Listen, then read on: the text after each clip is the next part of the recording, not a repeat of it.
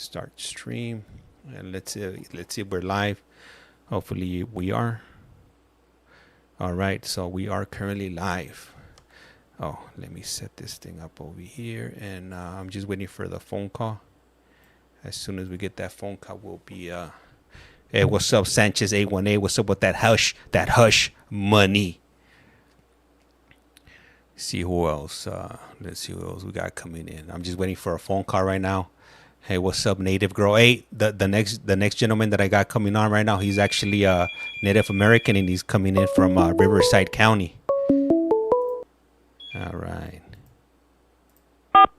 This call is now being recorded. You have a prepaid call from Little Bear.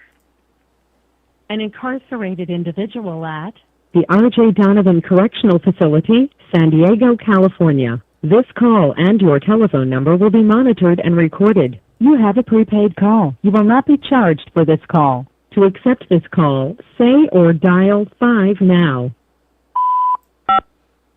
Thank you for using Global Tel Link. Hello, hello. Hello. Hi. All right, Richard. I really appreciate you calling in. This would be the first time that you would be calling in to you have a collect call from. Let me ask you something, because I noticed the other day when you called me for the first time, it says little bear. Can you share? Little Bear. Yeah. Yeah. Can you share a little bit about that with us? I'm Native American. I'm Luceño out of Saboa from my mom's side. I'm documented out of Stroud, Oklahoma, which is the second box on my dad's side. And I've always just, people always said that I was like a bear, or I don't know. And they just gave me that name when I was like, 17? And like I was up there in Pelican Bay, and the bros right there just started calling me Little Bear. And so I was like, oh, okay, that's cool. And it just stuck because I was always doing the little bear claws and stuff, writing them all over. And when I would draw, I would like mirror everything. They'd be like, oh, those are little bear prints. And so it just always stuck like that. All right, thank you. I appreciate that, and we actually have a few people that are tuned in right now. We got Native Girl Soboba, and she says, "Well, let him know I said hi." We also got Haley, we got Tammy, we got Snow, we got Sanchez 818. They're typing in. Those are some of the names that I saw, in here, and we got Snow. She writes, Okay. she writes, "Hello, Richard," or yeah, she wrote Richard. Yeah, so we're doing this live, so we are gonna have some interaction from our audience, viewers, listeners. It adds a little bit a different angle, when you're doing these type of interviews. But let me ask you. Normally everybody that comes on, I'll ask them, what's your earliest memory as a child, whether it's good or bad? What is it? Actually running around the res, like I used to be out there and on the res in Saboa before like they had the casinos and all that stuff, when we just had like a little bingo hall. I used to go out there, play frisbee right there and just chill and just like run around the res, like me and my cousins, whatever. We used to just run around like little savages and have fun. And then I left the res because of the foster care and stuff. Things weren't too good back then, and so yeah. That's pretty much it up there. Just always being out there. Okay, so I'm a bit naive, when it comes to, like Native Americans and the reservation. Is there anything that you would This like call and your telephone number will be monitored and recorded. Is there anything that you would like to share with our audience? In regards to being Native American.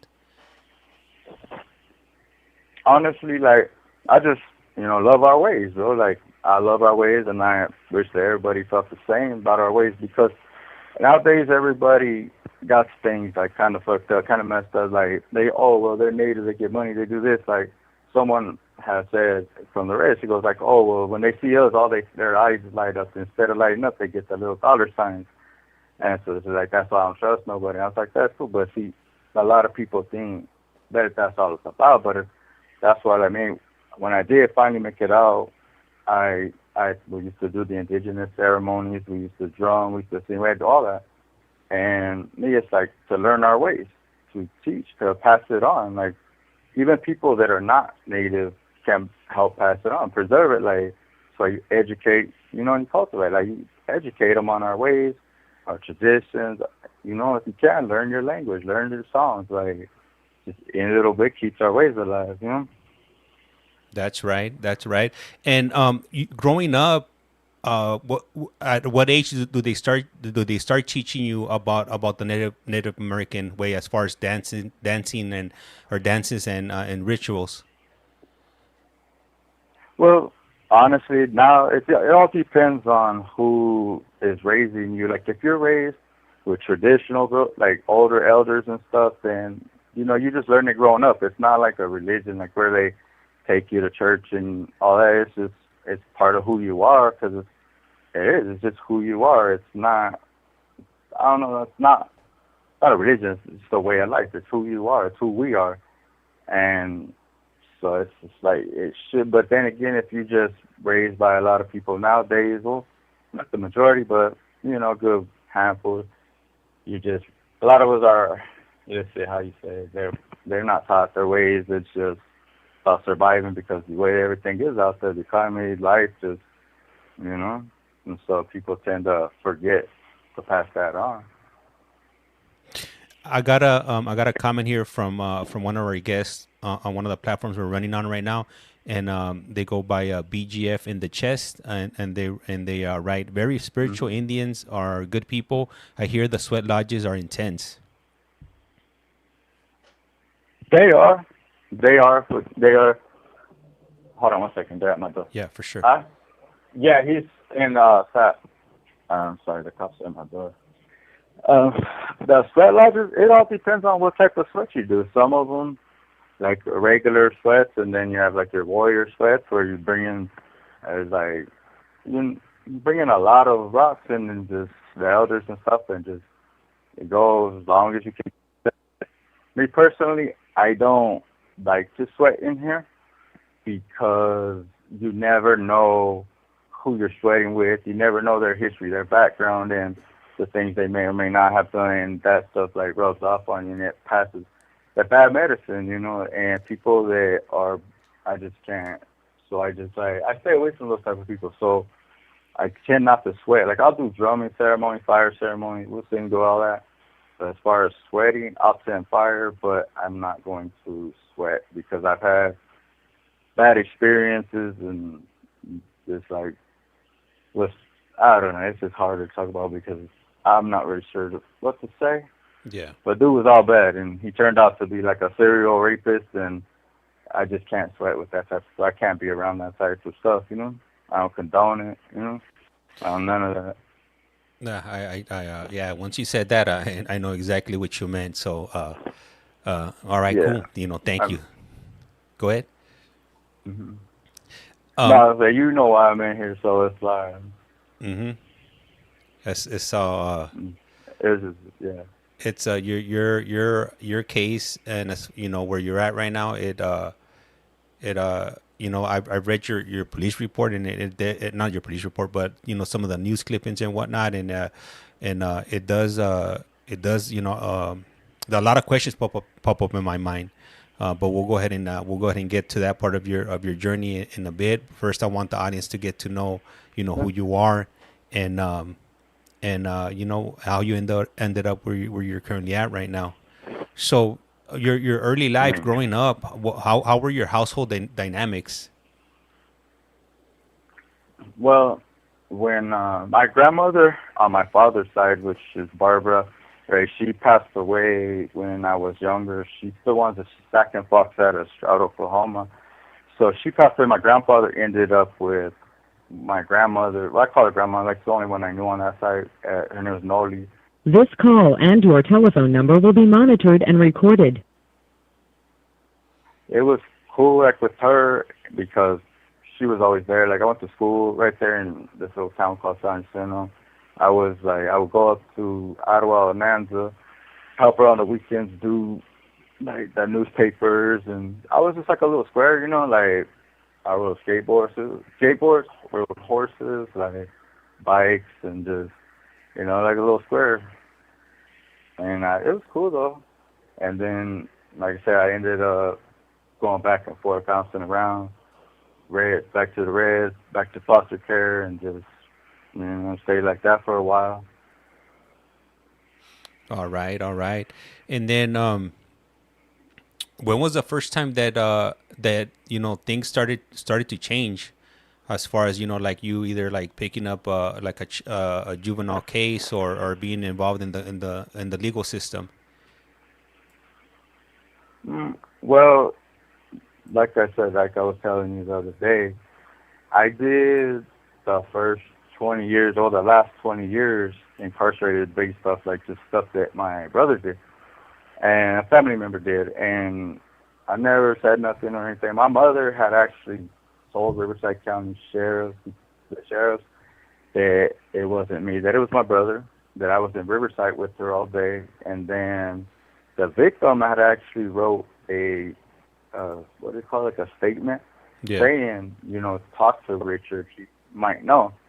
And so when the cops had came, like they were harassing me, so I told them, like, man, you think I did it? You guys did a hell of an investigation. Like, oh man, you guys, you're earning that money today, like, man. And so they didn't really like that, so they said since I like being a smart ass, I'm going to jail. So I was like, okay, well, hey, we all got to go somewhere. And they arrested me. Oh, they slapped me around a little bit, and they just took me to juvenile hall. And when I was in juvenile hall, within like 2 days, I went to court, and it was charges, I think, attempted murder.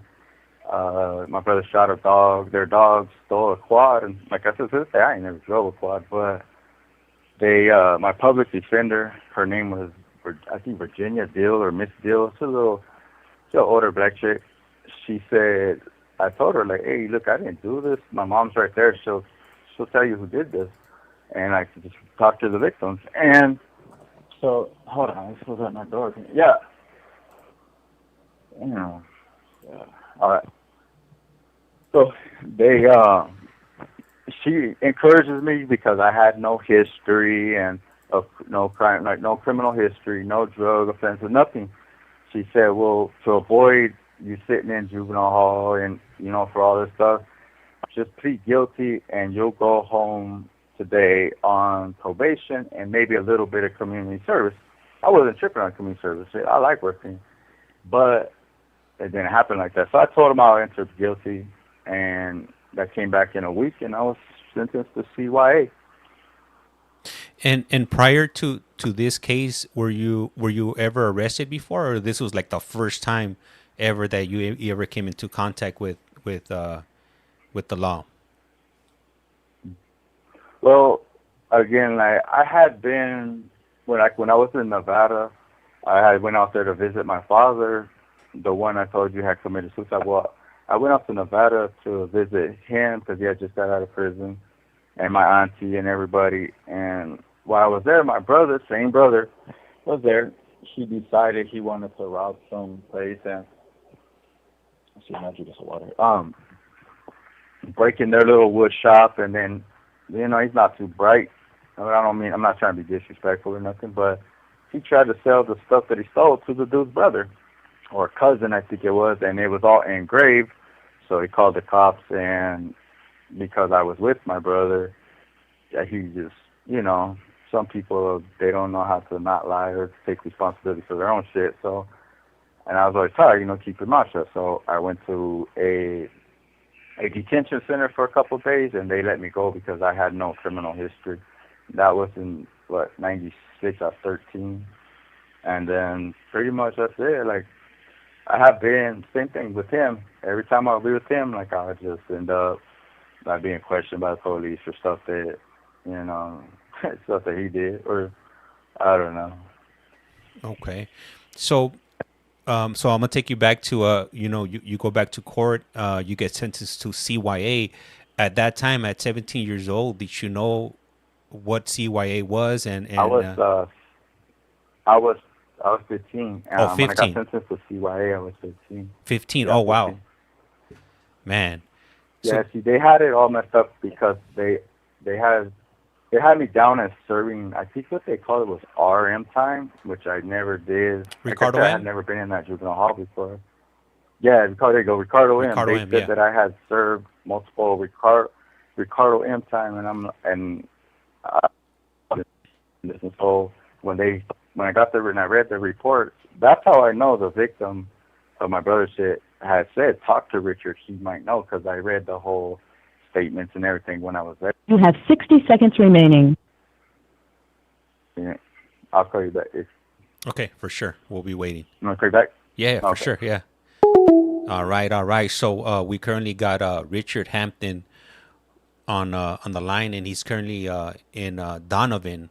So this would be our first call from somebody from Donovan State Prison, which is not too far from Centinela. So we'll just go ahead and wait for him to call back, and once he calls back, then we'll go ahead and continue with his journey. I would suggest for anybody that's listening to look him up. Look up Richard Hampton, Riverside County Jail, and you'll see well, the way that the news put it, their twist on it, and then we'll go ahead and we're gonna get into Richard's version here in just a moment. This call is now being Global recorded. Tel Link. You have a prepaid call from Little Bear.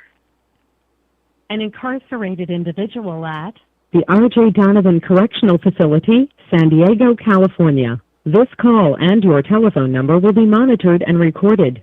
You have a prepaid call. You will not be charged for this call. To accept this call, say or dial 5 now. Thank you for using Global Tel Link. Hello. Hello. Yeah.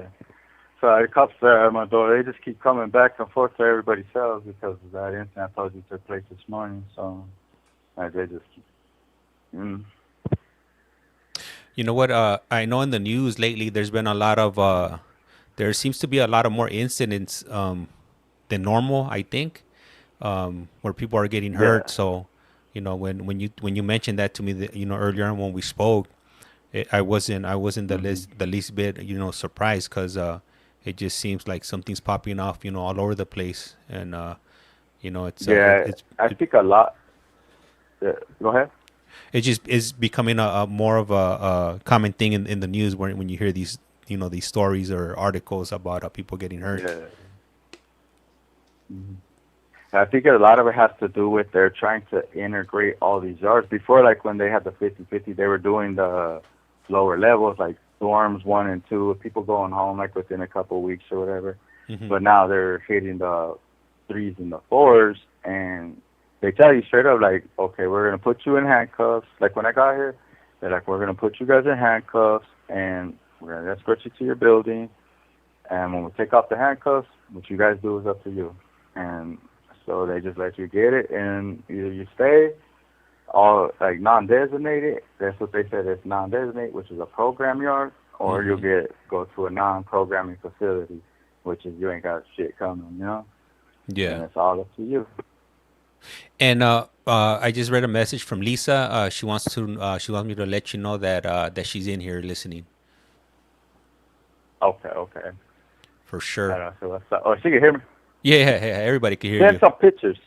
Tell her to put some pictures on the thing. They got that picture from the newspaper. That's a horrible picture.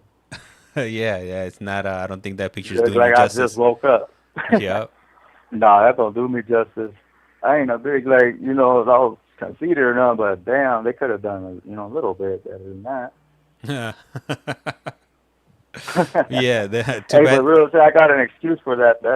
That right there, that's after being tased and beat up by like 3 cops, or maybe 4, but I got tased, I think, 3 times. They shot me with the taser, and then they held me down, tased me like 3 or 4 times. So my forehead was busted because one of them kicked me in my, man, they did me all dirty. But it's all good, though. So let me see. So you were speaking about the yards being integrated. Right now in Donovan, what level yard are you currently in right now? I got an override to a level 3. I got a level override, like for the last 20-some years, I've always been level 4 180s and shit. And then because I had a T number before I came back, and they said something about my old number expired, so they gave me a BX number. I think I have a BX number, BX9529. And so because when I paroled, I had like 544 points. Like I had a right outrageous amount of points and stuff. But Hold, you said like I came back on 544? yeah, I had 544 points, and I got that on paper. Like I could like someday if we ever like I call you on the video thing, like I could show you paperwork on everything. Bro. Like I Yeah. had 544. My shoe term, I had the what did they call it back then? They called not the validation, but the like where you have program fair type stuff, and they put me in the shoe permanently. And then I think my shoe wasn't up until 2029, and so like when I would mess up, like they were like, we're gonna take you, but we're not even imposing no more shoe time. So after like 14 and a half years, they got that order to let everybody out of the shoe, and it took them 11 months to place me though. Yeah. 11 months? So I you're got released. Yeah, because I had a long list of just people that I went after, people just that considered me an enemy or whatever. So This call and your telephone number will be monitored and recorded. they had tried for like Kern Valley. They had tried for like basically the 180, because I still owed a gang of like shoot time. So they said I had to do 3 years, 180, and so I told them like just send me right here to B Yard in New Folsom, and they're like, well, we got us, staff assaults and stuff. Like we don't know if that's a good idea. So after they had no other choice, I talked the warden into letting me go, and they released me in January, but they had to clear everything out, and I finally got housing in, November of 2017. So it took almost 11 months or something. okay. So I'm gonna bring you back to you get sentenced to CYA. You said you were 15 years old, right? Yeah. And Yeah. when you get sentenced, do you know exactly where you're going and what's about to happen when you get to CYA? Honestly, no, because I had no history of being incarcerated like that. Like I didn't know anybody that was in YA. I didn't have no family members that were in there because, like I said, I had bounced around for a long time, and then I eventually came back. Went to Colorado for a while. I was in foster care, and then I came back to California, and I think I was like 10, 11 years old. I think 11. And my mom, she just happened to be at my grandmother's on my mother's side that day, and I had only seen her, a few times in my life, but I love my mom to death. That's my girl right there. But so she told me like, I want you to come live with me, and I was just like, okay. And when I did, it was cool, but I don't know. It was pretty cool though. Yeah. So it's All Go right. ahead. Go ahead. So I think a little bit or something. so you get sentenced to YA.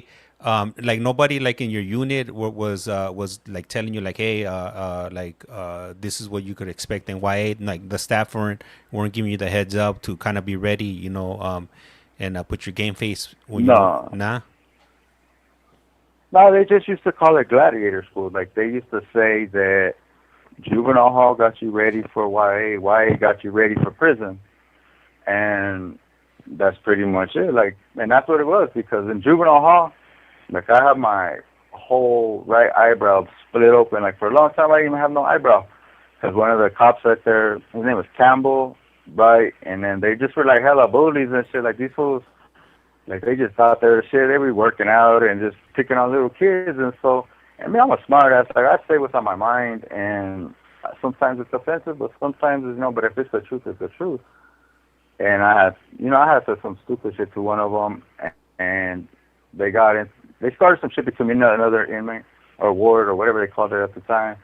And we got in a fight, and this fucking cop, like, he busted my whole shit open, my whole forehead, like, not my forehead, but my right eyebrow, and it's just like, so, like, I learned to fight, and they used to tell me, oh, you're going to be good when you go to YA because you're going to spend the rest of your life in prison. And I was just like, okay, and then, so they didn't really tell you, they just got you ready, And so you get to YA. Which reception did you go to? when you get there? Uh, SRCC. I was in Cabrillo. Cabrillo was for like the little kids, and so I ended up in Cabrillo. I was there for a while, but I got in a lot of trouble. I didn't get in a lot of trouble there, but I got in a few fights and stuff, and they ended up sending me somewhere else. And when you were sentenced to YA, what was your original commitment time? Um, they were okay. I got sentenced on 7. It was supposed to be 7 to life for an attempted murder, and then they had me for, like I said, my brother had shot the neighbor's dog too while in the commission of his little, whatever you want to call it, and then he stole their quad and everything. 'Cause that's all it was basically to do, was steal their quad. So I got, and I was, what was it? It was 7 to life for the attempted. Then it was, well, I can't remember for the dog. Then for the same thing, they gave me GTA or still in a quad racer or something like that. So I got like a couple different sentences, like same thing like now. And so, yeah, and then I ended up, when I was going to get the appeal thing, well, in YA, they just automatically file the appeal the same day you get sentenced. And then that's how I knew, like I said, I read the stuff that the lady said to This call and your telephone number will be monitored and recorded. the, so So it was 7 to life. I had an M number. And then I was going back, and that's when they were taking away a lot of the M numbers, and I ended up with an 8 number. It was like 83391 or something like that. And then that's when I told you, like, I ended up knocking down one of the cops right there, because when he broke my hand and all that stuff. So. And what are some of the things that you experienced or you saw there when you got there? Because from the stories I hear, that other people have shared online, CYA was a wild place. Like you just mentioned a moment ago, it was known as a gladiator school. So if you wouldn't mind sharing, some of the things that you saw that would probably shock a lot of people that are listening right now. Yeah. Like, there was a nurse there that I used to talk to and stuff a lot, because they said I had a lot of behavioral problems, so they would stick me over in a corner and just tell me stay away from everybody, and or they put me like on yard crew, give me a lawnmower and go mow a field that ain't got no grass, so just to stay away from people. So I used to talk to her, and she's like, this place means what it said. They used to say CYA stands cover your ass, and not that way, but like just basically, cover your ass, because shit's gonna happen. And there, they didn't have all the shit they have nowadays, the rules and the laws, and like just standing on a door one time right there in Paso Robles. I was in Arroyo, which was a orientation. Like, just standing on the door there, they'll do this, they'll do that, start talking shit, calling you all kinds of bitches and stuff. And then if they see you do it again, like, they open one door, and then they open my door. They just threw in these little bombs they had, and then not the T-17s, but they had these little bombs that would go off in your cell, and they'd shut your door and just walk away. Or like their favorite thing was they had the Z505, which is, I think it's oil based, but it would stick to everything, and that's a fogger, and so they just spray the whole cannon there, shut your door, and just walk away. And then they'll come back later on and check on you, and they wouldn't even ask you if you're alright. They just spray you and leave. And like, I've seen them do some shit, bro. Like, hey, it's gonna hang up right now. I gotta log out and call back. Okay. So for sure, we'll be waiting. Cause every 59 minutes, I have to log out. So I'm gonna call back. Okay. All right. Cool. We'll be waiting. All right. So I want to go ahead and welcome. We got Fish Slayer tuning in. Hey, Fish Slayer, how's it going? This would be Richard Hampton, and this would be his first time coming on and sharing his journey with us. Let me see who we got over here on the other streaming platform. Let me see. And Lisa Gamboa writes, "This man is a sweet person I've ever met. He is he's one of a dying breed." Let me see. And Nisha wrote, "I read a little bit. Yes, definitely. definitely crazy. So if you're over there on the other platform, the one with the one that's behind me, um, I did add some links to two different articles that I was able to find on Google. But there's plenty of articles about him on the World Wide Web.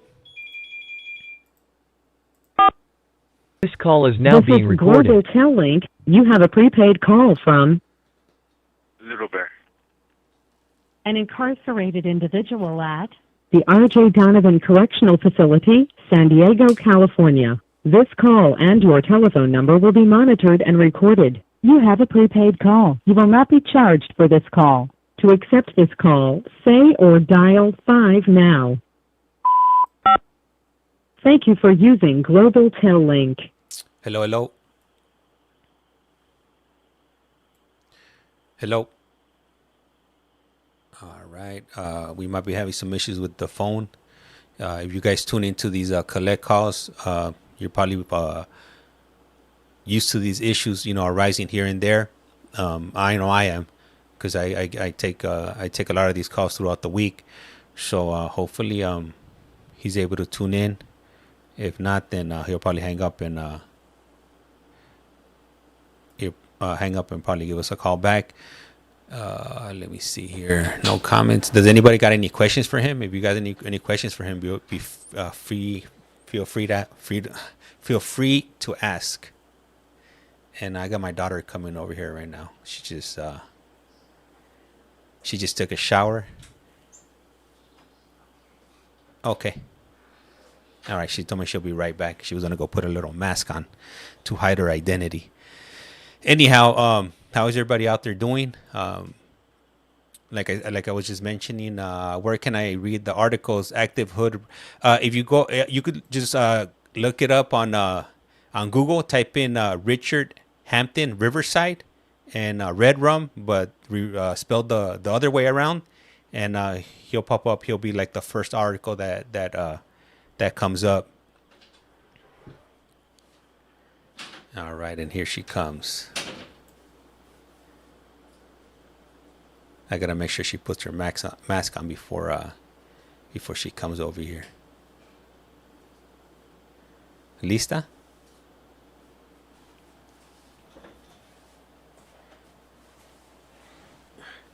Dígale hola. Hola. Dígale give me hearts, por favor. Give me hearts, possible. This call and your telephone number will be monitored and recorded. 1,000 hearts. 1,000. Cuidado, mamá, que no le pegues a los cables. Oh, and then Mira, te anda poniendo hearts, mamá.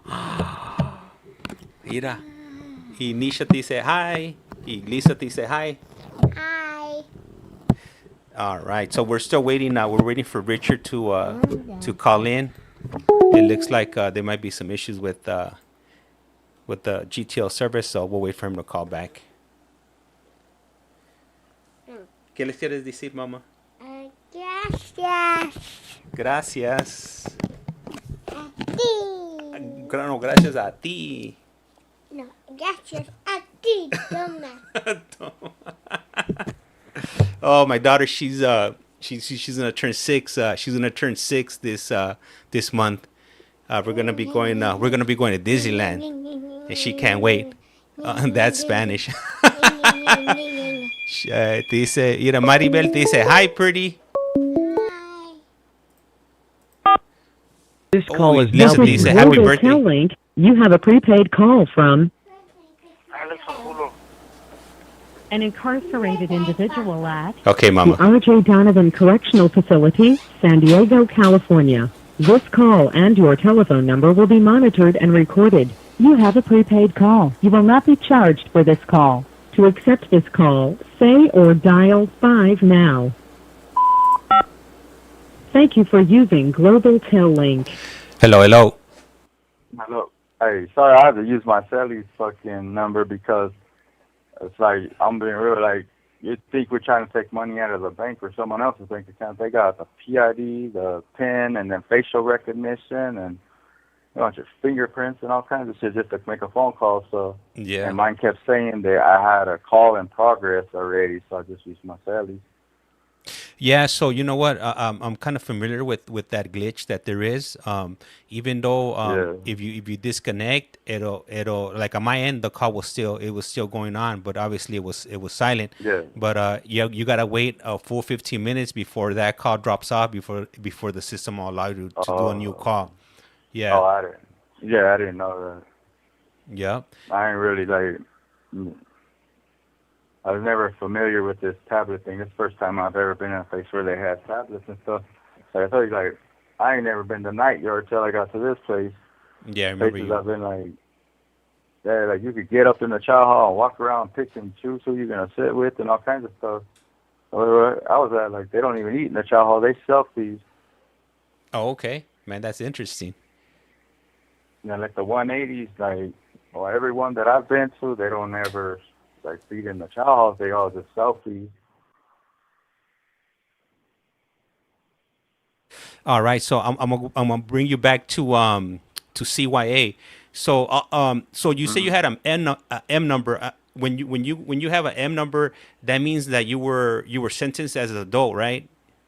But you were a Yeah, juvenile. when you turned 18, yeah, as a juvenile, and that's why they ended up messing up a lot on my case and stuff. So that's how I ended up getting the 8 number because, like I said, it was just all kinds of messed up stuff. And then, like I said, I had never done Ricardo M time and all that. But yeah, M number is when you're sentenced as a juvenile to CDC, but you go and wait till you're 18 in the youth authority.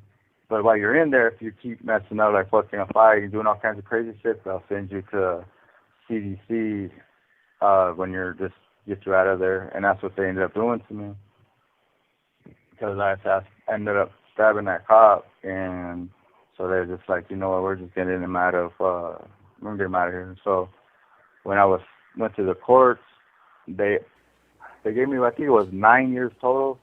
They gave me they dropped it down to a 245 assault with a deadly weapon on a peace officer, and they gave me a gang enhancement because when he just told me fuck your wrist, fuck the bullet, and I was like okay, bro, like okay, like it is okay.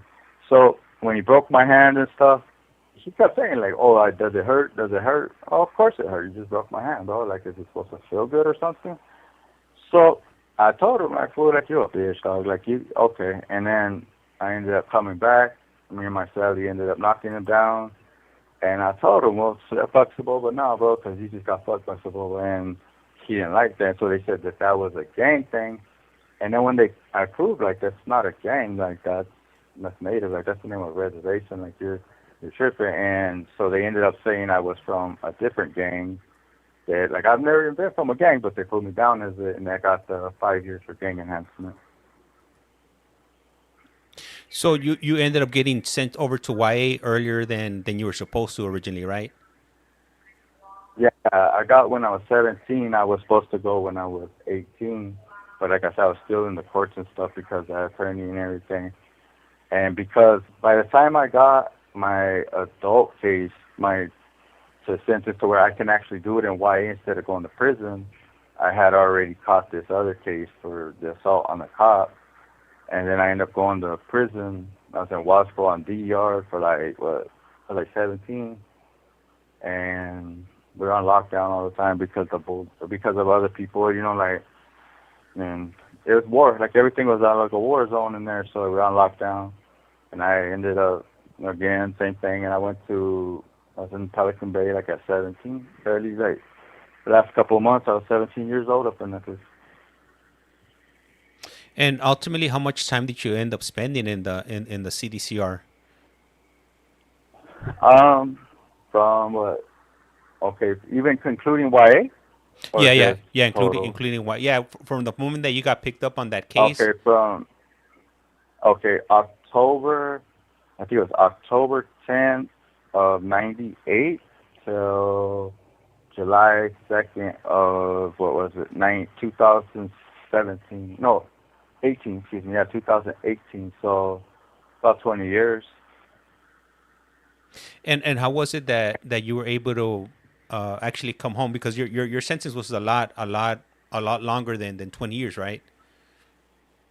Yeah, yeah. I had multiple sentences, multiple like because you put me in there for something I didn't do, and then like I was afraid, like I said, I ain't afraid to admit it, and I ended up just going crazy, and then like you was just okay, you want to put me around this, so I'm gonna become what you guys are calling me. So I did it, and so the way I got out was I'm not gonna lie, like after all the deaths and stuff in my family, and just sitting there in the shoe from what was it, July of 2004 so the ending of 2017 was like, and then just bouncing around and all the distractions, the stuff that would go on in here, and not just towards the inmates, but everybody.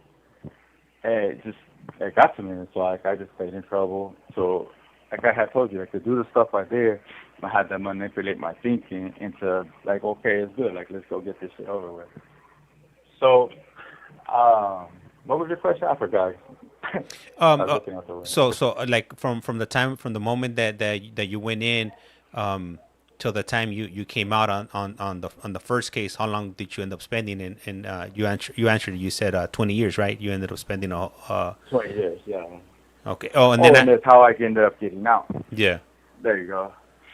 Well, Oh, I was like when all the topics, all these like laws were passed, all these things, none of them ever applied to me, and I used to just be like, damn, like maybe someday I would like get up, maybe someday, and I really didn't trip on it. I didn't get my hopes up because living my life, I've always said hopes and dreams just This call and your telephone number will be monitored and recorded. they set me up for failure because I didn't want to have my hopes up and then something happened and then never go home. So, like, I ended up coming down from the Bay, from Pelican Bay to New Folsom because I had kidney problems. I had got shot with the 40, it's a 40 millimeter, the sponge rounds, and it hit my kidney area. So I ended up like having real bad kidney problems and bladder problems and stuff. So they put me in medical housing, but just in lockdown. I was in.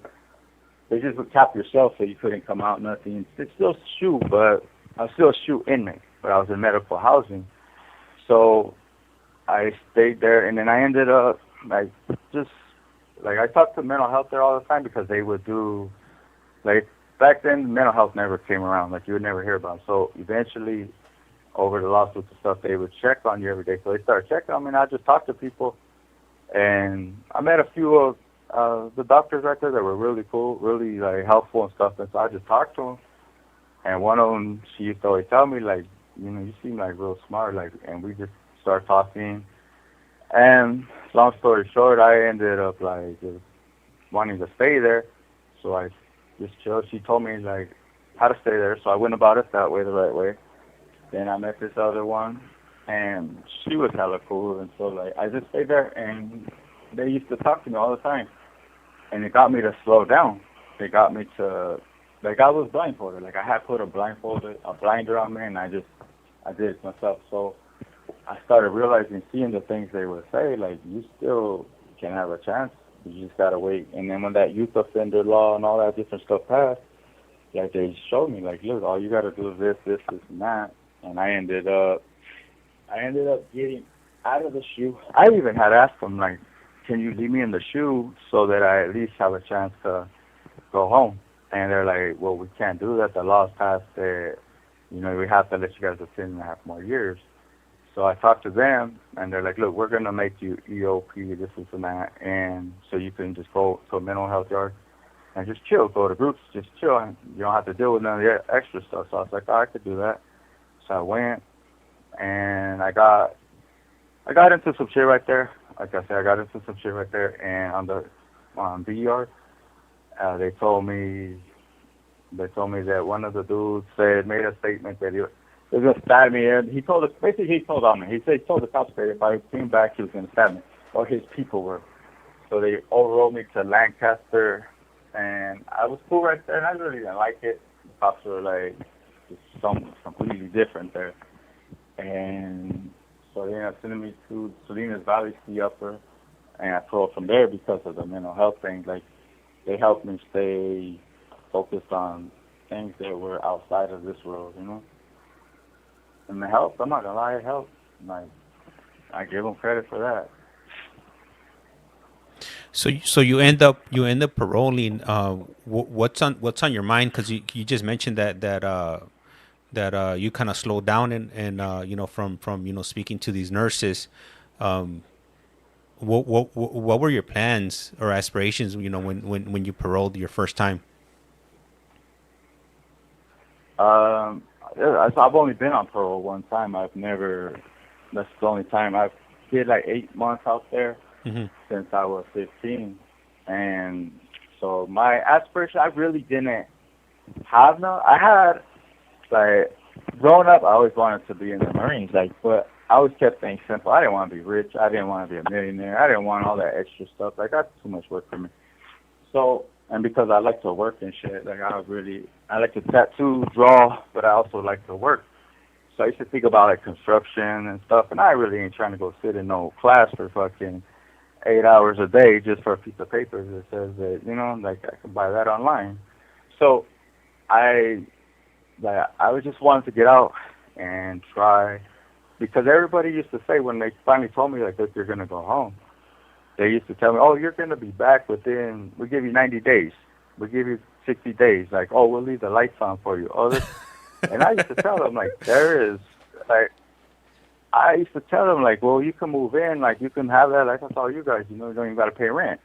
Some of the shit you guys do, you might actually get to spend time in here for it, and they used to laugh. And they're like, yeah, no, we'll give you 60 days. We'll give you 60 days. And I was just like, oh, as long as people leave me alone, I'm good. So I always wanted, like I said, I got ethics. Like, I love to work. Like, I don't like being lazy. I don't like lazy people. So, well, it's not that I don't like it. I just don't like it. So I wanted a job. I wanted a house. Like I said, like I tell Lisa, like I tell my mom, I tell everybody who actually gets a chance to know me.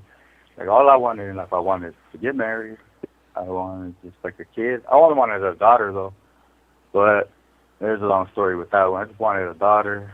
I wanted like a job, house, car, and just to be content in life, and just, like I'm real old school and shit, and I believe that like if you're with somebody, you be loyal to that person, man. So I used to tell my wife all the time, my girl all the time. I'm not with her no more, none of that, but I used to tell her, hey, when our daughter is born, only time you get to touch her is when you change her diapers, you feed her, or you're giving her a bath. And then I used to tell her, yeah, she's gonna be a lesbian. She said, why? I said, because I don't want no boyfriends come up missing. You break my daughter's heart. I said, I'm a man. Like, I know like a lot of things that go through people's minds, and I don't need my daughter's heart being broken. So if it's a female, I can't hurt her. I can't touch her. So we got to make her a lesbian. And she used to laugh about that shit. Hey, you know what? So you said you were married. So you got married when you were in prison, or when you came home? Yeah. Well, it wasn't that I got married when I was in prison. Mm-hmm. It's just one of the employees or whatever there that I met. Oh, okay. I don't know. She had told me, So when I got out, everything was good. Like I did what I said I was doing. Like within. Okay, so I was supposed to parole to San Luis Obispo, and for all the time they kept telling me, you're going to parole to San Luis Obispo. You have 60 seconds remaining. She got a place out there, everything. I'm going to call you back. Okay, all right. Is that cool? Yeah, for sure. All right, so we'll go ahead and wait for his next call. It was about to hang up. These calls only last 15 minutes or so, and they're automatically cut off. So once he calls back, then we'll go ahead and continue with his journey. And if you're just joining right now and you want to know who I'm speaking to, I would highly suggest for you to look him up, Richard Hampton. And his case is I don't think I've interviewed anybody that that's currently in prison for the type of case that he's in there for. A lot of people talk about it, but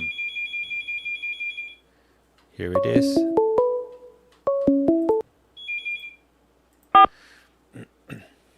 This call is now being recorded. You have a prepaid call from Little Bear. an incarcerated individual at the R.J. Donovan Correctional Facility, San Diego, California. This call and your telephone number will be monitored and recorded. You have a prepaid call. You will not be charged for this call. To accept this call, say or dial 5 now. Thank you for using Global Tel Link. Hello, hello. Hello. Okay. Where were we at? So San Luis Obispo, you're supposed to parole to San Luis Obispo? Oh, yeah. Well, yeah, so she got a place right there. That's a real nice place and shit. So I was good with it. Check out clothes, everything, and just everything was cool.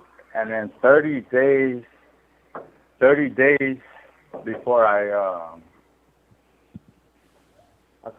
was supposed to go home. My Sally's coming back. 30 days before I get ready to parole, I was in Salinas Valley, Sea Upper, and they fucking come and they bring me there. Oh, you're going to, what was it? They told me, oh, you're going back down south to Southern California. And I was like, well, why though? Like, you guys been telling me this. I have everything set up for right here. They're like, well, that's not our problem. You know, your last legal residence on file was this. I said, but I was like, what, 14, 15? I said, that wasn't, like, I said, what am I supposed to do? And they're like, well, that's not really up to us. That's parole. So I was like, all right, cool. So I tell my girl everything, and she's like, well, don't worry about it. We'll figure it out. So I was like, I don't even know how the hell to ride a bus. And because she at that time had still worked for the state, she couldn't pick me up at the gate. So I was like, well, I'll get on the bus, and first place it stops, I'll hop off and just pick me up.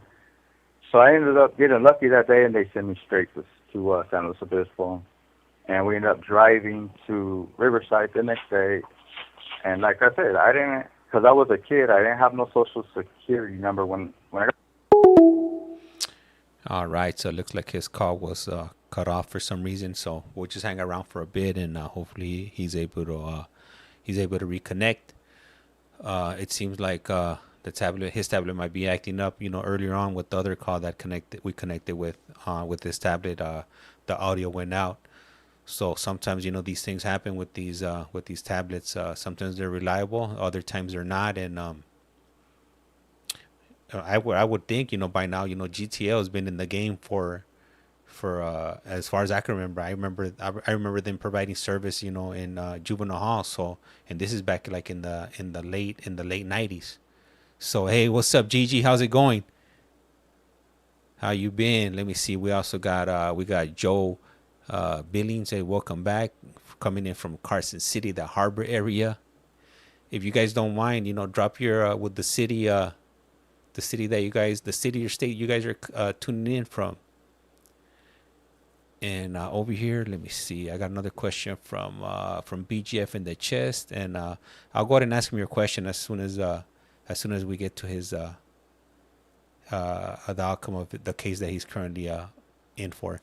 Oh, that's right. Coming in from Covina, Reinert Park, California. Saludos from Chi-Town, Chicago.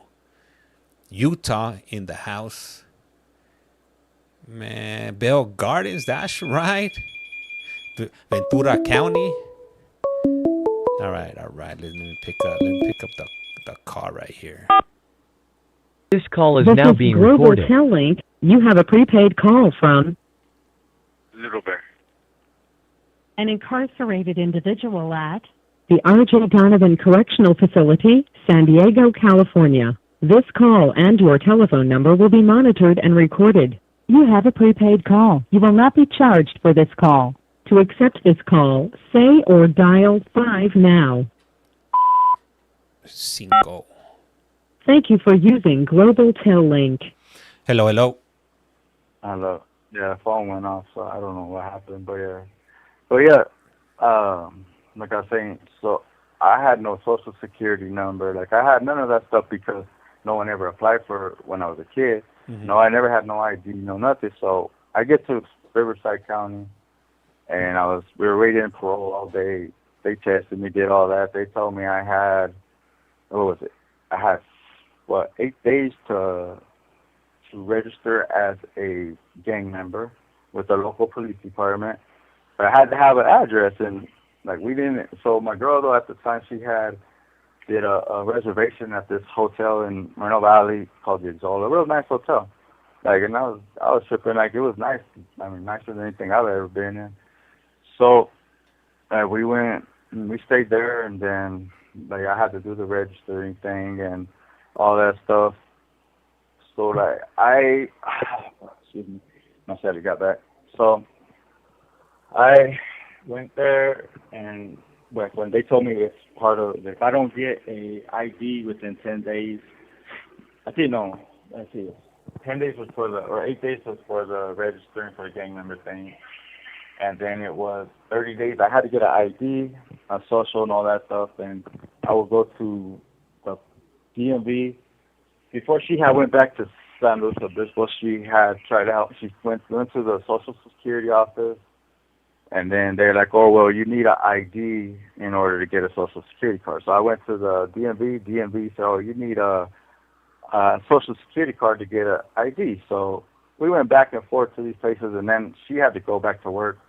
And so I was just doing it on my own. And, like, finally a security guard in Moreno Valley, he was at the Social Security office. He's like, hey, like, he asked me, like, why do you keep, so I explained to him, like, what's going on. And he's like, I was like, these people don't even, like, they just want to know exactly, and then they shut the window on you. And if you try to say anything else, it's like they want to, oh, and it was tripping on me. So he told me how to do it. Go get a social services office, go get a Medi-Cal card, and then they'll give you a Social Security card and all that. And I told my parole officer, and I'm like, well, like, this stuff takes over 30 days. Like, I can't even figure out how to ride a bus in 30 days. Like, how the hell am I supposed to, figure this other shit out? Yeah. And, like, I sat there, like, I know shit, but, like, when I met my coworker, I sat there, I was looking at the bus thing on the, like, and I'm like, how the hell am I supposed to figure this out? Like, so I'm trying to look it up, call people, like, hey, what does this mean? And they're like, I don't know, this is that.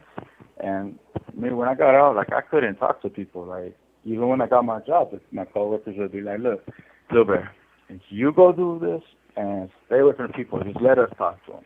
Because, like, I had this job with a moving company.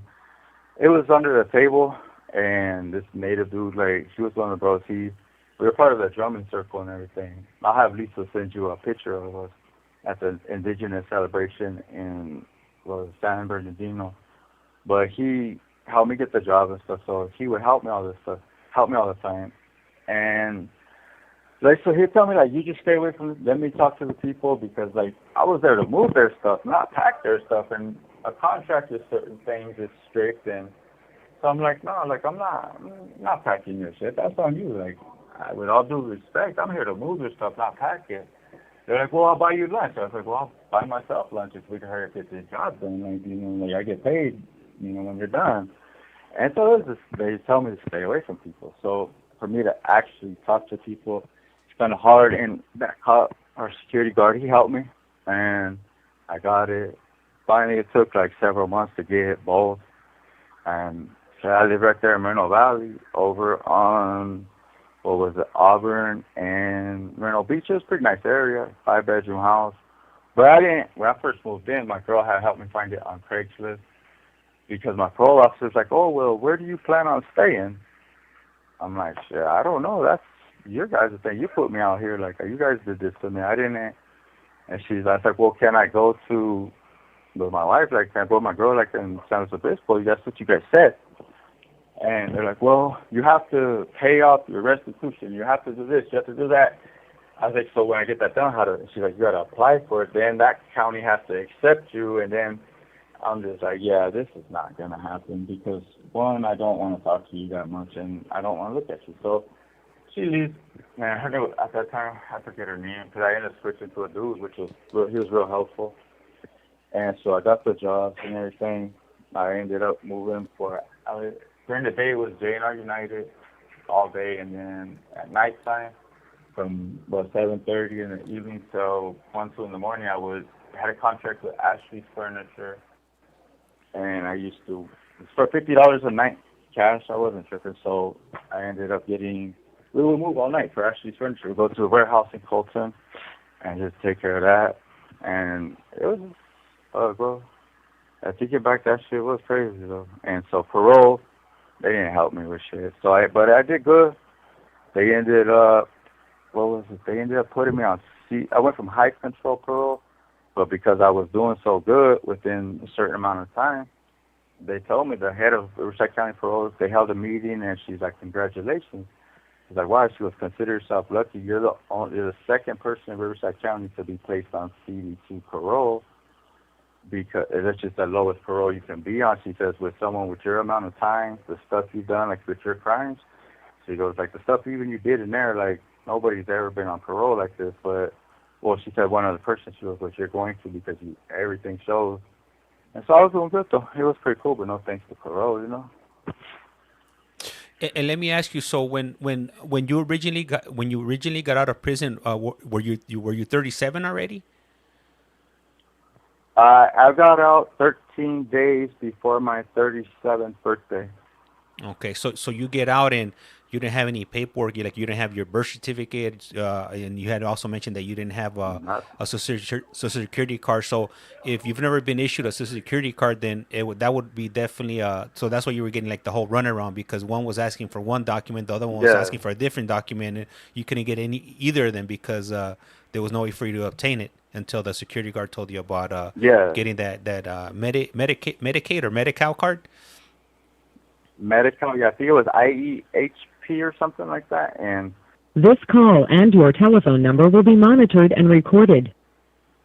they said that they would give me a social security card as long as I had that.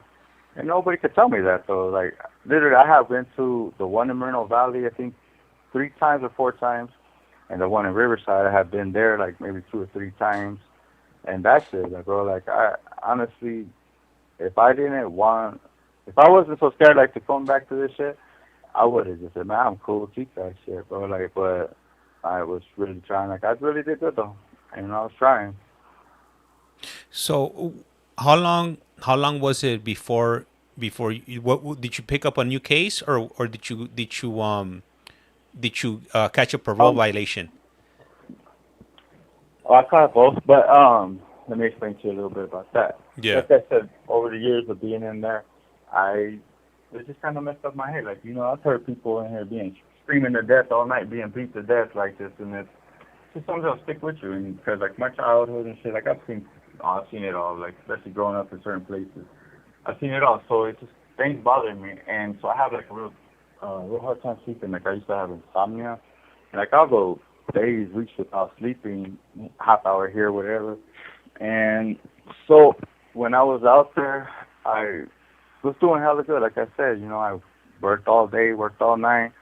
I was happy. It felt like I was chilling. I was working at a tattoo shop, got my bloodborne pathogens, certificates, all that, to tattoo professionals. I was doing good.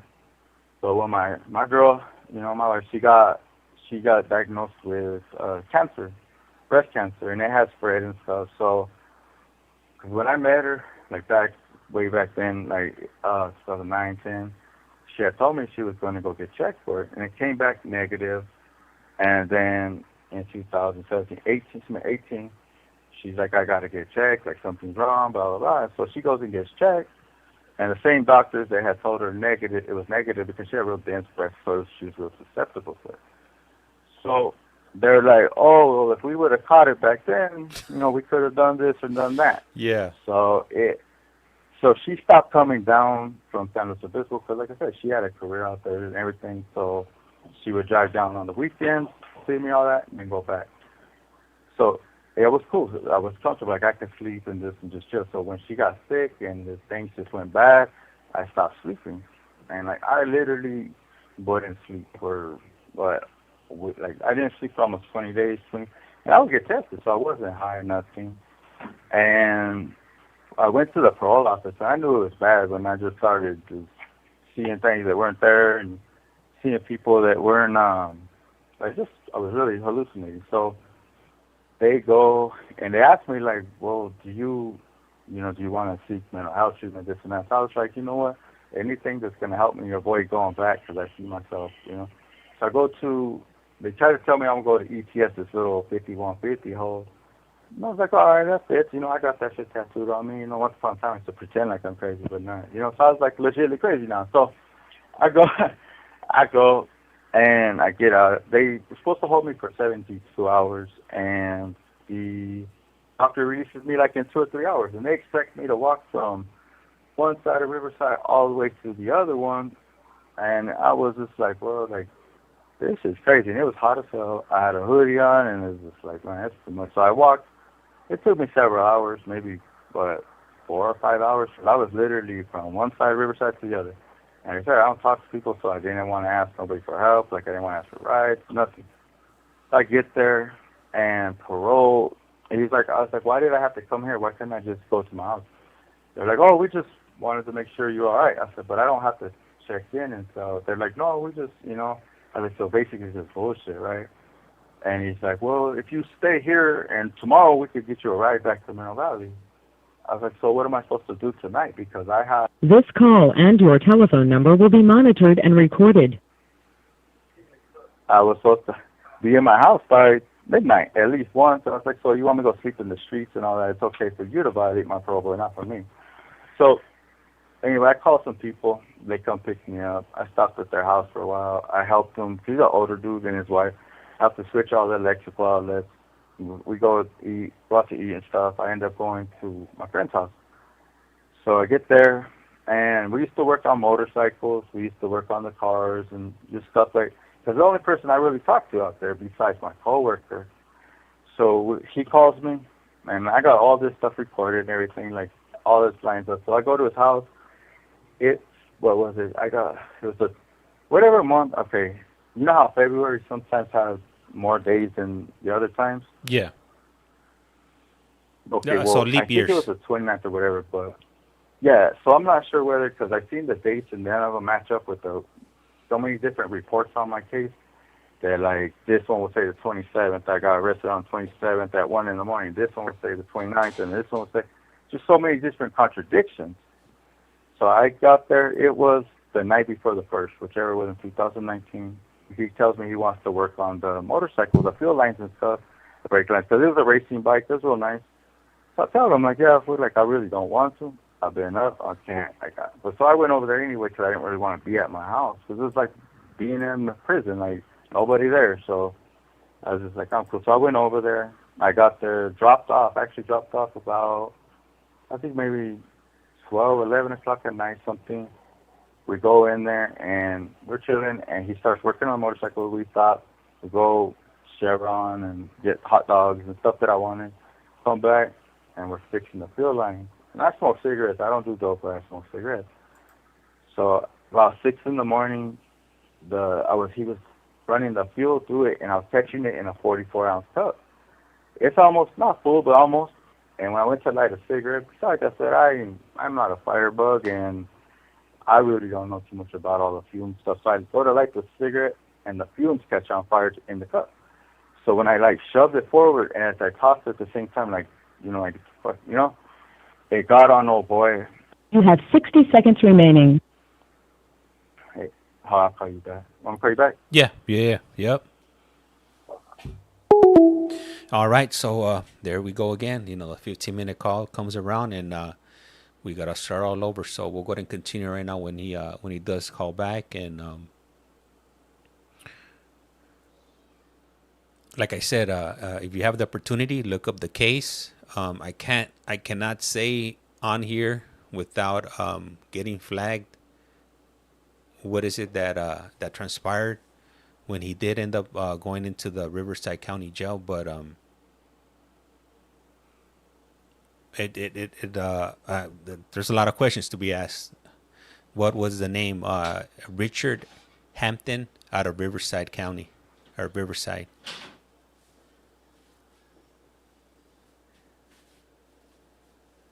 And my daughter's right behind me.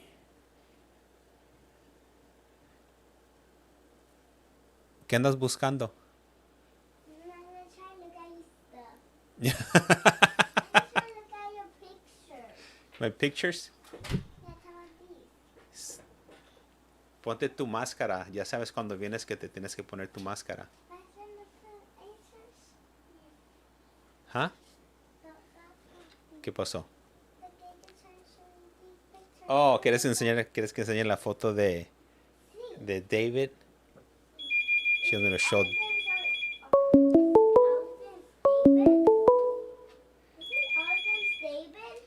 Ese es Jesse A. David. This is Global Tel Link. You have a prepaid call from Little Bear. an incarcerated individual at the R.J. This call is Donovan now being Correctional recorded. Facility, San Diego, California. This call and your telephone number will be monitored and recorded. You have a prepaid call. You will not be charged for this call.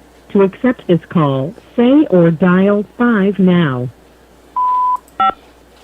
Thank you for using Global Tel Link. Hello, hello. Hello. Hold on. Yeah. So anyway, so that day when it caught his leg and hand and stuff on fire. Not even like, honestly, I didn't see the actual flames and stuff. I just know.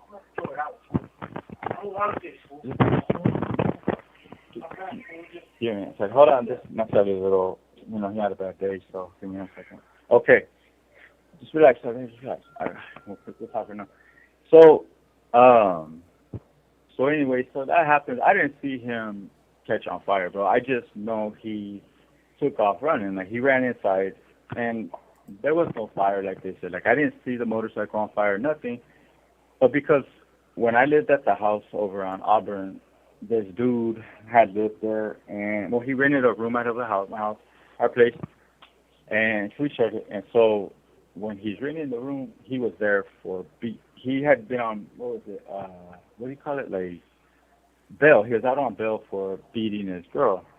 And she's a little beautiful little thing, and this dude was like 6-something, and I'm like, that's some bitch shit. So when I told him straight up, like, dude, like, that's some gay ass shit. Like, you don't, even if you're saying like that, but you don't fucking beat up on your girl. Like, beat up on somebody, they'll fight back. And I had told him, like, if you do that shit when I'm here, bro, like, I'm more than likely gonna just get off on you. So I'm just giving you a heads up. So because he ended up doing it, and I had told her, like, I'm just gonna be real with you. I was like, if I deal with that, more than likely that kid's going to grow up without a father. So you need to deal with it either the right way or, either deal with it the right way or just, there's other ways to go about it. And she's like, no. So I gave her opportunity. So she calls the cops. They come. They arrest him. He beat the shit out of her. Holding her, choking her head, but all kinds of crazy shit. So, and in front of the little boy, he's like a year and a half, he's 1.5 years old, right? So, and I have tried to tell these people, like, that kid is going to remember this stuff regardless if you think so. I grew up like that, so just know that. And so I had a bet, and when the cops came that day, because she had called them, I was sitting on my front porch. I was playing with my wife to play 3D Sniper. I was just sitting on my front porch, just chilling, enjoying it. The cops come talking shit to me and telling me, get on the ground. I'm like, I'm not getting on the ground. Like, I didn't get nobody, and no, I'm not. And they're like, well, get on the fucking ground. I was like, you get on the ground, bro. I'm not getting on the ground. And then I told them, well, just shoot me then. We'll see how that goes. And I was just being me, and they were just talking shit. So finally she comes over, she tells them, like, that's the wrong person. So he's upstairs. So I walk away. I go sit down. So I had a bad report with these cops.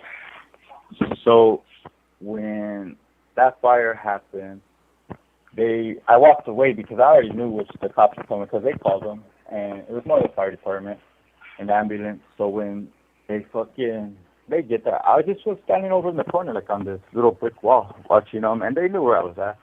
So when they come out drawing their guns and just fucking acting like I just did this mass murder, like, and I'm like, okay, damn, I'm a terrorist now. Like, the way they acted is. So they come, like I said, they end up tasing me, all this shit. So yeah, that's the case I caught. Originally it was assault with a deadly weapon, arson, being a fire or whatever. And so the dude even said, like, I got his paper. It says, I don't know what happened. Like, my friend and me were working on him. He says about the field line, and he says he was lit on fire on accident, something like that. He says his friend. So anyways, I get arrested after he tased me, beat me up, all that. Like, I got cracked teeth in the back, busted forehead, busted nose. Like, I was all fucked up. So they tried to say I was high. The nurse did her little report, and her drug tested me, and the results came out negative. They said I tested positive for gas. The fire department and the Mineral Police Department said I tested positive for gas on. This call and your telephone number will be monitored and recorded. Lab results came back negative. I didn't have none of that on me. So I ended up coming to the jail. And, like, if you look at my back, like, I had you know, 'cause I'm proud of who I am. Like, I wouldn't change it, but I have Indian pride. I have Indian pride written on my back. Like, I have my race. I have all this stuff on me. And so they booked me in as being Hispanic. And, like, I have all my paperwork. I'm like, how is it? And so they booked me as being Hispanic from this gang, from all this stuff. And they, even, like, Lisa can probably text you or send you screenshots. But they say that my tattoos say Mexican pride and all this stuff. And I'm like, what are you guys tripping on? Like, you guys. And so I come in here, and so they ended up putting it to an attempted murder. And when I was incarcerated, I kept telling them, like, because they kept telling me, oh, you're going to get life, you're going to get life. I was like, well, I pretty much figured that. Like, that's not like no big old secret. Okay. And so the COVID hit, and they kept, and I asked my attorney one day, like, why do these people so, like, why do they insist on trying to give me life, throwing it in my face? Like, I've known that coming since the beginning. And he's like, well, you have a prior attempted murder in 2001 that you got out for, and this and that. Like, wait. I was like, I never got out in 2001, and I don't have an attempted murder in 2001. He's like, well, your file says this. So from 2000, when I found that stuff out, the whole time, and all the way until my homicide trial, I kept telling them, like, I don't have an attempted murder.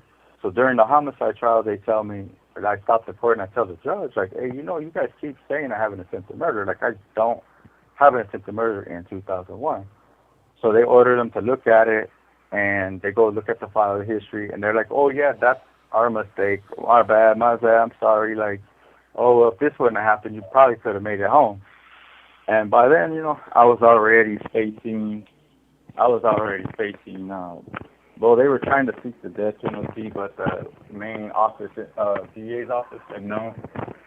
And I ended up getting, so I told them. So, yeah, I got that one. And I caught a parole violation. They gave me felony parole violation. They dropped the arson charge because, again, there was no arson. They lied. They said that there was burns on over 80% of third-degree burns on over 80% of his body. And I'm like, well, can I see the pictures? Like, and so they look and they say, oh, well, the victim was sleeping, so we weren't able to take pictures of him. Like, well, that's a lie because they said they took pictures and there was none. They said that they airlifted him to, I think, what was it? I have a little brother was born. That's how I always remembered it. Loma Linda. And burn trauma unit, all this stuff. And I'm like, none of this stuff is even true. So I ended up, they didn't have the burns, like I said. So they dropped the arson. They ended up giving me, 19 to life for that. They dropped the parole violation. And they said that I'll never see parole, but I have to pay parole. That way, if I do parole, I get an incentive that I'll get my money back if I do get off parole. So they said that by me giving them money, they're giving me an incentive that if I complete parole, I'll get my money back. So, but while I was in the county jail, I picked up a first-degree murder for, like, I usually already know my feelings on predators and, you know, those type of people. I'm highly against it. I have no room in my, no sympathy, no regret, no remorse, no nothing for any type of person like that. And that's my personal opinion. I feel for like their victims, and you know we all been through shit like. So I ended up picking up a first-degree murder. They were gonna try to do the death penalty thing, but they ended up not. I told them during that one, like I told them for years, like, look, if you guys use, because the try that case was I think 1.5 million. So I told him, like, look. This call and your telephone number will be monitored and recorded. I told him, if you help his victims, which are the true victims in all this shit, I said, like, I'll plead guilty. And the DA, Mr. Fole, he kept saying, oh, well, it don't work like that, and this and that. That's because it's not about justice. Because under People versus West or whatever, I can plead guilty without admitting that I'm guilty and take whatever amount of time they give me and go about my merry way in prison. So I told him I'll do that, but you got to use that money, at least a quarter of it, to help his victims. And they're like, oh, well, it don't work like that, this and that. And so I went to trial on it. I lost within, I think, 3 days. It took them a whole 3 days. Like, it's crazy, but it took them 3 days. Then it took them a whole hour and maybe 45 minutes, 2 hours to find me guilty of first-degree murder. So, yeah, I guess you could say I did catch another case and a parole violation. So I want to bring you back a little bit. So you for that case with your buddy getting burned, you ended up pleading out to that and getting 19 to life. Then after that, Yeah. you were or something happened in the county where somebody ended up losing their life. Was a scumbag. Oh, Ended no. up- Yeah, there's a lot worse than just a scumbag, though. Yeah. But this fool, okay, when I went in there, because I was getting ready to start trial, and I had this public defender at the time, because, like, I really wasn't in a good place mentally. Mhm. So I just, like, back to this shit, I was just not in a good place mentally. So I was going to go to trial, even though I didn't want to, because they kept trying to say I had that prior attempted murder, and they kept saying life, life, life. And my attorney, my person at the time wanted to fight it. So I was just like, whatever you want to do, bro. Then COVID hit. Mhm. COVID hit, and everything got put on hold. So during COVID, I came from one side to the other side. And when I was right there in a mental health unit, because they had made me a trustee, because I knew some of the sheriffs in there, and they liked the way I worked, and I would help them. I'd do everything for them, basically, like working and all that, cleaning, serving child, all that shit, laundry. So I stayed there, and then, because right there, they don't really don't have that good of a mental health program. You have to, if you want to stay there, you have to go, like, tell them suicide, tell them this, tell them that, and they'll end up keeping you there longer. So I didn't want to do all that. So I ended up, and I didn't want to go deal with all the, fake little politics, telling some little 18-year-olds, they ain't even been to juvenile hall, so tell me, like, what to do. And I'm like, bro, like, I'm older than your dad, like, so it just wasn't going to happen. So, and all the stuff with my girl being sick, my little girl was supposed to be born and everything. I was tripping me out. So I was like, you know what, okay. And so I retired, hung up my little jersey, I came to the side. And when they put me in that dorm, this dude, like, I knew him. I used to always, like, look out for him, give him stuff. Like, I just didn't know he was in there for that shit. So, and he had tried to sell me a pair of glasses one time. Like, I have a obsession with glasses and stuff. So when he came to the dorm I was in, and this is like the first time I ever been in a dorm. So he tells me, like, I was like, hey, fool, like, where's your, because we were in another, where cells. Then when he came over there a couple of weeks later, like, I knew his celly. So I asked him, like, hey, let me see your glasses. So I might buy him. And he goes, oh, my celly took them from me. I go, well, why? And he goes, and I knew this dude's celly. His celly just wasn't like that. And he starts telling me, oh, he said this, he said that. And I'm like, well, why did your celly say all this? Oh, I'm this, and that. And I was like, just tell me, bro, because I can just easily look you up, and because your celly's not that type of individual. And long story short, he had so many, like, shit that it just broke my heart. Like, I'm not going to lie, like, I couldn't even finish listening to it. I told my mom, because she used to talk to my crying me, the one that killed himself. Like, I told her, talk to Aaron, like, talk to him, like, because he wanted her to play a song on YouTube, all this different stuff. So she's like, all right. So she tried. It wouldn't come up. My mom tells me, like, stay away from him. I said, Mom, I'm an old politician. Like, I'm retired. Like, don't worry about me. So I was just like, and that's what I said. I said, no choice. I said something like that. But it was about a joke that me and my mom had said. My mom knows me, and she knows. Hold on one second. Soups in a bag of rice, please. All right, thank you, bro. So, anyway, someone at my door. So I go, and she tells me this, and so I hung up because I think it was canteen and all that, packages and stuff that day. And at that time, like, I used to get a lot of stuff. So we talk and everything. My mom, I hang up. You have 60 seconds remaining. Long story short, they find this dude dead a couple of days later in the cell. I'm not still in the dorm. The dorm area, they said he was beaten, strangled, all kinds of different stuff. I'm going to call you back. Okay, for sure. All right, so I'm gonna go ahead and try to read some of these, one of these articles here. So it's from patch.com. It says 3 banning inmates charged with red rum in cellmates beating. Red rum, for those of you don't know what that is, just flip the letters around and hopefully you guys could figure it out. So Aaron Allen Aubrey, 26, Jason Lynn Barden, 43, Richard Hampton, 37, were charged Friday in the D of 29-year-old scumbag. Let me see. Banning California, 2 convicted felons and another man accused of fatally beating a fellow inmate at the Smith Correctional Facility in Banning were charged Friday with first-degree unaliving. Let me see. Oh yeah, I want to ask him about these other two individuals, because those other individuals had some interesting cases. Let me see here. And Lisa's writing, Robert Bonta is investigating the county due to so many deaths and corruption.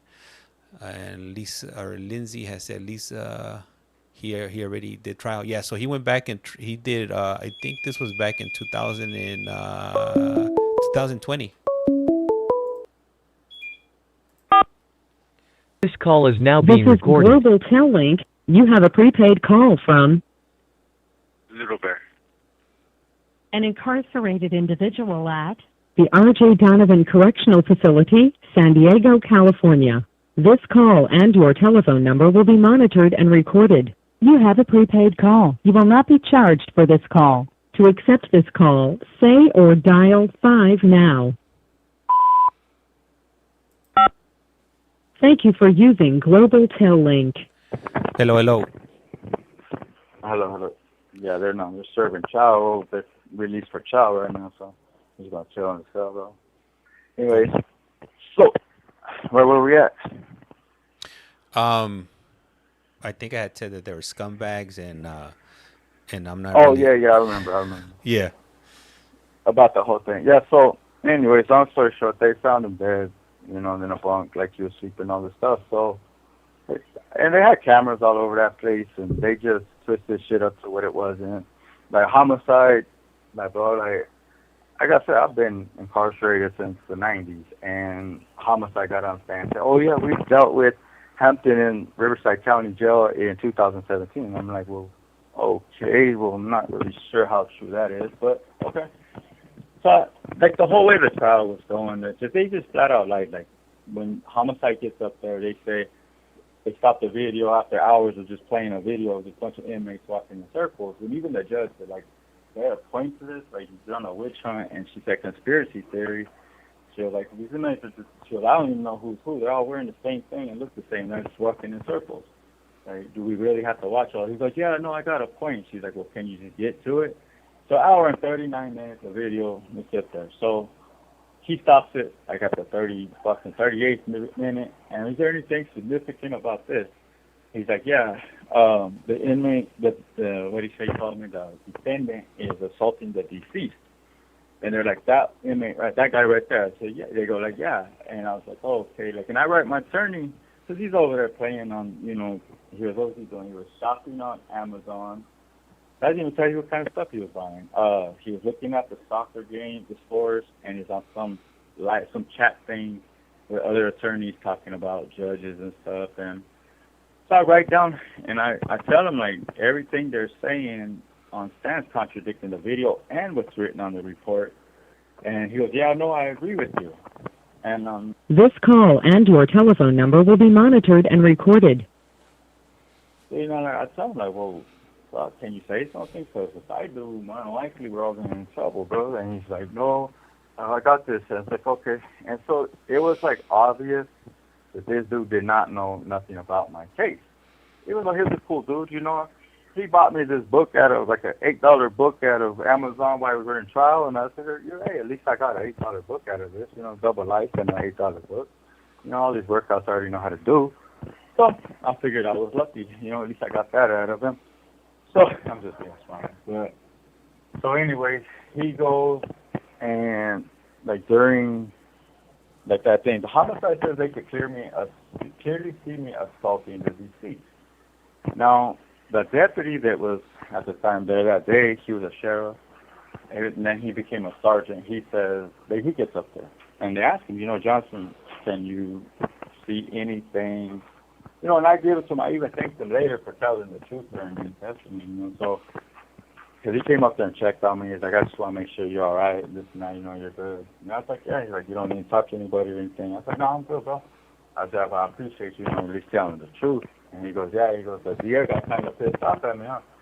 I said, yeah, is that obvious? He said, man, because the DA got all pissed off because he wouldn't say if he could clearly see me assaulting the deceased dude or the fucking animal. So, because on camera, the area we're seeing, you can't see nothing. And the homicide both got up there and said, yeah, we can see you, the fucking defendant assaulting him.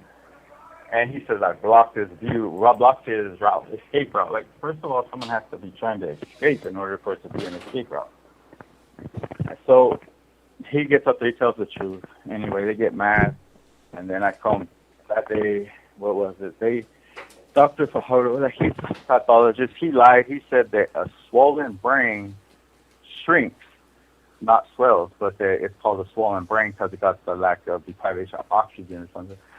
So I'm like, are you fucking serious, bro? Like, I'm not even, I was like, never mind. So I just sat there drawing, bro. Like, I did portraits.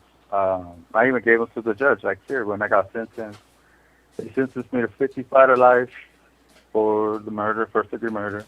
25, doubled up, and then a 5-year enhancement. So I got 55 to life. And on sentencing day, I gave it to the judge. Right here is a picture of me and a little girl, because my daughter wasn't born, but it was still like a picture of me from the side, and I had all kinds of stuff in it, and I gave it to her because she wanted it. So I was like, cool. And it's crazy because the sister of this dude is the one that turned him in for what he did to her, I guess, her children or whatever, so multiple times. They come and they say, oh, I'm dead inside, but my heart beats because I don't have no soul because my brother died like that, and he was a victim of this man, and I would like the courts to give him the death penalty or something, the most harsh punishment possible, because he tortured my brother and killed him. Like, first of all, I didn't torture nobody. And the DA told them that we tortured him and all this stuff. So I'm like, okay, so they want, and I was like, do you not understand that for the last whatever amount of months I've known this dude, he kept saying he's going to get out and kill his sister and go back to his country. And I'm like, are you fuck? Because whatever he did before, like I said, before I checked the charges, whatever, I used to talk to him, and he kept saying, like, she turned me in for this, she lied, this, but it turns out that he wanted to kill her. So, like, I didn't bring none of that stuff up, bro, but then I don't know. And it was crazy. Then my crime me, the one they said, put him on the bunk, face, whatever. They said they drug him all this stuff under the bunks and put him face down, sleep like he was sleeping. So he left a written affidavit when he committed suicide, accepting responsibility for the murder, and my other crime, which was, he's still in county, but they accepted responsibility, all this stuff, and they're like, look, you didn't do it, so whatever. He goes, I'm killing myself, whatever, so, I have no problem taking responsibility. I was like, all right, whatever. And then during that trial, like I had said, I had a legal defense team that pretty much helped the DA find me guilty, this jury and everything, because there's 2 sheriffs and a highway patrol member. There was a former sheriff, but he's highway patrol now, that were willing to testify, not solely on my behalf, but to tell the truth that my crime, the one who committed suicide, told them the whole story, everything, accepted responsibility, details. All 3 of these dudes were willing to testify. I asked my attorney, my investigators, I asked everybody, can you please talk to these? It's like, these dudes are coming at me, telling me, just have your attorney talk to us. And they wouldn't. Like, nobody would. And then my attorney gets up there, because like I said, when I said I was a politician, a retired politician, my attorney gets up there at the end of the day, at the end of all that. All right, thank you. All right, thank you, bro. I'm passing out canteen slips. So, anyways, this dude gets up there and he says, I'm not saying he wasn't there or nothing like that. He goes, I'm just saying, like, a good politician will have somebody murdered and just take responsibility for it. This call and your telephone number will be monitored and recorded. He says this because there's this sheriff deputy, and his name's Calhoun. This would be my boss, Alvin Calhoun, whatever. He was real good friends with that deputy that turned out to be a sex offender and all that stuff. Like, and he used to back up cover for that fool, like when he was beating up inmates and shit. So anyways, this dude gets up on stand, and because the day that happened, they had held us in intake in one of the OR booths. They wouldn't let us. We couldn't even pee. They held us for like almost 6 hours, and they had shackles, leg restraints on, everything. We couldn't sit on the ground. I couldn't sleep. They wouldn't feed us, no water, no nothing, because homicide wanted to talk to us. I was like, all right, whatever. So when he came in, I tell him, like, what's up, Calhoun? And he goes, oh, I'm good. I go, how are you? He goes, I'm good. He goes, better than you? I said, nah, I'm good. And then my crime says, we made the world a safer place. And he said something like that because he was mentally a little bit, so he kind of talked in a different voice occasionally. So I said something, and someone said, oh, well, for the children anyway. And when I laughed, I was just like, so he gets up there and he says that I said all of that in one statement. So when you go and when you get on stand, like, you could hear the voices, all the difference, and just go like, hey, I was just done, though. And so I don't know. Like, it's just frustrating, I'm not going to lie. But that whole trial, everything, bro, is just horrible. Like, even, I don't know. Let me ask you. So right there in that unit you were in, do they just normally mix everybody in, or was there like a particular reason that they would throw somebody, with those type of charges with somebody like you and those other? Well, honestly, not in that place, bro. Like, they just throw anybody anywhere, and you don't have no choice. In county jail, like, here in prison, like, if you don't get along with your cellie, whatever, they call it a convenience move. You can find a cellie and then go get at the cops. They'll move you. In county jail, like, you have absolutely no control who you live with, no matter what he's doing in the cell. Like, you have cellies that's doing some way out off the wall shit, coming in all high or coming down off that fentanyl shit, and just tore back. Like, and they sit there and just, you really think that you have other people living in the cell with you. They're just talking to themselves, and I'm like, oh, okay, that's cool. Like, all right, and these dudes are just gone. So you could tell the cop, like, hey, I can't live like this. Like, I can't. They'll be like, well, there ain't nothing we can do about it. Like, there ain't nothing we can do about it. You got to talk to, class. They used to say class because class is the one that, like, when you come in, they review your file, you chart your history, everything, and they house you wherever they want. And then people, they, like, 9 times out of 10, the majority of them are assholes, and that's why they're there. Like, I went round and round with cops they used to tell me, like, when I would get markers in the county jail, they were like, we'll come back later. I'd be like, why? They'd be like, because we've got to have this debate. And, we're going to have this debate. So I used to tell them, it's all about semantics. The way you word things is just wrong. Because I got caught, they had left the handcuff key in my cell. So I'm not going to give it back to them. Like, why? Why not? I'm not going to give it to them. So I cut it down, and I cut it, and I used to keep it, going on the bus, because I would be cross-trained. And so I ended up getting caught with it. And the cop... Three-way call alert. Yeah. So three-way call alert. So I'm not calling anybody else, but anyway, so I swallowed the handcuff key right then because I told the cop, like, fool, like, you're acting like a straight broad, like, I don't know if I'm questioning whether you even a man or not. And I even told him, like, if you want that, bro, like, that's up to you, And he goes, and he's like, it's not even like that. I said, but the way you're acting, it is. And that was on a Friday. So when I swallowed the handcuff key, they took me to the hospital.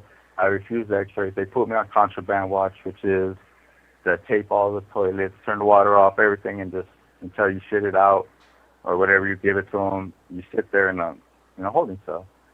So a couple of days later, I gave it to him, and I gave it to him because I shit it out.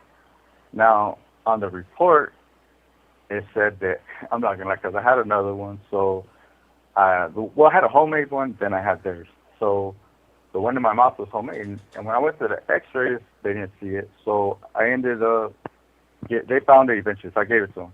Then I shipped the other one out. He didn't say anything like that, but I shipped the other one out. On the report, this dude goes and says that I had handcuff key hidden in my lower body cavity. And I'm like, bro, like, is this true? And he goes, no, it's not that. I go, but look at how you worded it. If the DA goes and tells the jury he had a lower, if he reads this report, it says I had a lower key, a key hidden in my lower body cavity and one in my mouth. I said, so what does that mean? And he goes, I said, basically I have a key up my ass and one in my mouth. Right? He goes, yes, but that's not how they're going to read it to the jury. I was like, they're going to read it exactly like you wrote it. And he's like, well, it's not. And then I kept staying on, like, every time I see him, I bring it up. And I tell him, look it up in the dictionary, look this up.